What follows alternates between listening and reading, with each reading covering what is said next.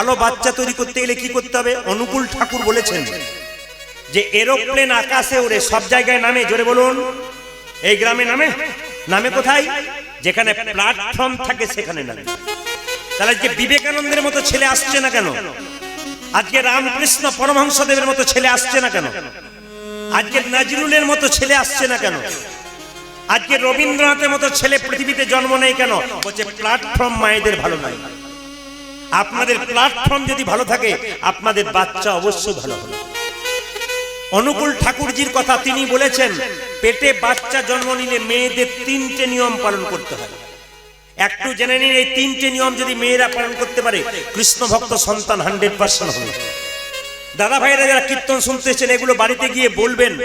আপনার বোনের যদি পেটে বাচ্চা থাকে, আপনার স্ত্রীর পেটে বাচ্চা থাকে, আপনার পাড়া প্রতিবেশী কারো বাচ্চা থাকে, আপনি শিখিয়ে দেবেন এই কাজ করলে বাচ্চা কৃষ্ণ ভক্ত হয়।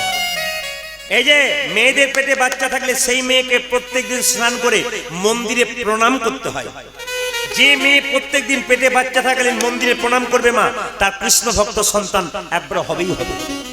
দ্বিতীয় নিয়ম কি? যে মেয়ের পেটে বাচ্চা থাকবে শ্রীমদ্ ভাগবত গীতার 2-4 লাইন করে আপনারা পড়বেন। এই যে গীতাটাকে দেখতে পাচ্ছেন, যারা কীর্তন শুনতে এসছেন তারা তো দেখতে পাচ্ছেন, আজকে ক্যামেরা হচ্ছে, আপনারা সবাই দেখতে পাচ্ছেন। এই গানটি কিন্তু দেখবেন 3-4 দিন পর বেরিয়ে যাবে। এখানকার গানটা যেটা হচ্ছে 3-4 দিন পর মোবাইল খুলবেন, দেখবেন এই গানটা আপনার, এই যে লাইট দিচ্ছে মাঝে মাঝে, লাইট আলোটা দিচ্ছে, তখন বুঝতে হবে যে আমাদেরকে দেখাচ্ছে। আপনার হাত তুলছেন তখন কিন্তু দেখাচ্ছে। আপনাদের হাত তোলাগুলো আপনারা সব দেখতে পাবেন কখন? 3-4 দিন পরে। এই গীতাটার কথা আপনাদের বলে রাখি, মেয়েদের পেটে বাচ্চা থাকলে 2-4 লাইন করে গীতা পড়বে। যদি পড়তে না পারে কোনো মেয়ে, মাথায় ঠেকাবে, প্রণাম করবে। আপনার দাদা ভাইরা এই গীতা কিন্তু সবাই সঙ্গে রাখবেন। যে যেখানে বসে আছেন বারবার মিনতি করবো আপনাদের কাছে, এই গীতা আপনারা দোকান থেকে কিনুন, 5 টাকা 10 টাকা দাম।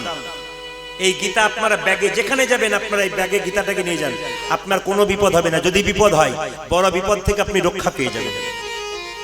এই কয়েকদিন আগে আমি ঝাড়গ্রাম মেদিনীপুরে গেছিলাম, একজন ভক্ত আমাকে ফোন করে বলছে, প্রদীপ বাবু আমি বেঁচে গেলাম। বলে কেন? একটা ট্রেকারে আসছিলাম আমি, আমাকে সিট দিল একজন, আমি বসলাম, আমার পেছনে 3 জন অ্যাক্সিডেন্টে মারা গেল। এমন জোরে ধাক্কা মারলো দেওয়ালে, মানে মুখ থেকে রক্ত বেরিয়ে তারা মরে গেল। আর আমি তাদের সামনে বসে আছি, আমার কিছু হলো না, শুধু হাতে একটু ধাক্কা লেগেছিল। আমি সেই দিন থেকে বুঝলাম এটা কি প্রমাণ, এটা যে একটা কি পাওয়ার আছে, আপনারা না রাখলে বুঝতে পারবেন না। বারবার নিবেদন রাখবো সবার কাছে, এই গীতা কিন্তু আপনারা রাখবেন। মায়েরা, আপনাদের ছোট ছোট বাচ্চারা স্কুলে যাচ্ছে না, স্কুলে ব্যাগের ভেতরে কিন্তু এরকম গীতা একটা করে ভরে দেবেন, পলিথিনের ভেতরে। প্রশ্ন করবেন, খাবার টাবার দিই, টিফিন খাবার দিই, খারাপ হবে না? আমিষ খাবার দিই, কোনো খারাপ নেই। ভগবান শ্রীকৃষ্ণের মুখ থেকে তৈরি হয়েছে গীতা, মুখস্থিত বাণী গীতা। আর ভগবান কৃষ্ণের চরণ থেকে তৈরি হয়েছে গঙ্গা। গঙ্গা যেমন সব জায়গায় পবিত্র, আপনি গীতা যেখানে নিয়ে যাবেন অপবিত্র জায়গায় পবিত্র হয়ে যাবে যদি আপনারা গীতা নিয়ে যেতে পারেন। আপনারা সবাই শুনে রাখুন, এই গীতা যদি আপনারা কেউ রাখতে পারেন, যদি আপনার বিরাট বড় বিপদ হয়, আপনি বেঁচে যান, আপনি সেই দিন বলবেন ফোন করে যে সত্যি আমি বেঁচে গেলাম। এটা বিরাট পাওয়ার আছে, না রাখলে আপনারা বুঝতে পারবেন না। দোকানে মাত্র 5 টাকা 10 টাকা 15 টাকায় কিনতে পাওয়া যায় গীতা। এই জন্য মেয়েদের পেটে বাচ্চা থাকলে গীতা আপনারা রাখবেন। আর দ্বিতীয় নিয়ম হচ্ছে কি না, তুলসী গাছে 1 ঘটি করে জল, যে মেয়ের পেটে বাচ্চা থাকবে সে জলটা দেবে। শুধুমাত্র যে মেয়ের পেটে বাচ্চা থাকবে সে জলটা দেবে তা নয়।